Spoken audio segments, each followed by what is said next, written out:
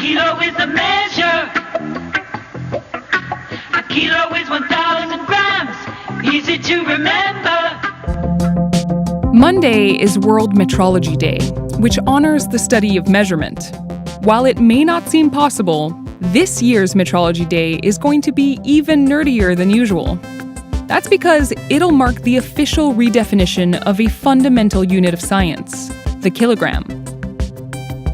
So last November, the world's metrology community gathered in Versailles, naturally, to vote on it. So how are you feeling?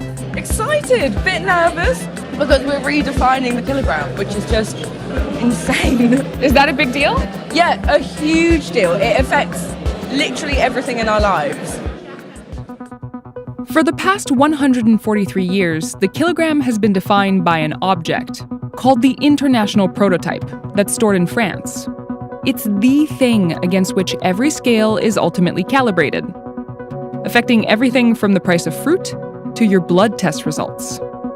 A yes vote means changing the kilogram's definition to one based on a fundamental constant of nature, called Planck's constant, and putting an end to the use of physical objects to define the international system of units. Comment vous expliquez l'importance de cet événement? Là, c'est compliqué. Là, c'est compliqué parce que justement, c'est une véritable révolution.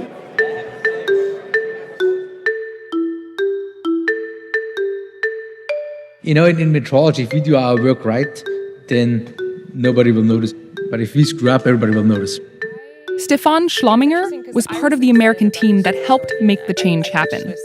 So here's my Planck number. I carry it around with me now for the rest of my life. The thing below it says, à tous les temps, à tous les peuples. Why does it say that? So this is this motto of this metric system for all times, for all people. Every person can access it and can use it. Tell me about the history of the kilogram.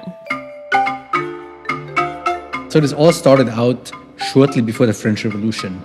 At that time, there were different systems of measurements in different kingdoms and dukedoms and what have you. And it was very difficult for commerce because you would travel and, the measurements would be different, so you have to adjust your prices. So people wanted to have one system that is the same everywhere. So they decided to use the Earth as a template, and they used that circle from the pole to the equator, divided it in 10 million pieces and called this a meter. To the kilogram now, they took the meter, divided it in 10 parts, and this is called a decimeter. And now you make a decimeter cubed and fill it with water, and this corresponds to a liter. And a liter of water was a kilogram. But it was a lot of work. And then they made an artifact out of platinum iridium. And this is what was called the International Prototype of the kilogram. So every mass measurement in the world traces back to this kilogram here. We asked to see the prototype, but that's not exactly allowed. So all we got was this replica. The actual kilogram stays locked away, and there's definitely no touching. So the kilogram itself is always per definition a kilogram. So if you leave a fingerprint there, it is per definition still a kilogram, but the mass of the whole world would have changed.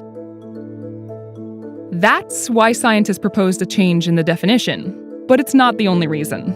The International Prototype isn't exactly accessible. So the kilogram right now is in some vault, and the vault is in a room, and in order to get to the room, you need 3 keys. So there's 3 keys that is distributed to 3 different people. They all need to get together, open the door. They need the combination for the vault. Then you open the vault, and in the vault, you will see this International Prototype of the kilogram. It sounds like you think that this is a much better system.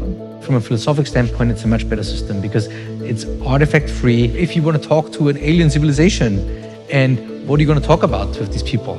You talk about physics because there's no other topic worthwhile talking about. There's nothing else you would want to talk to aliens about. And what would the aliens say? How do you determine mass? If we say our kilogram is such that Planck's constant has this value, we are on speaking terms immediately. The people who have been working on the kibble balance, I want you to stand up.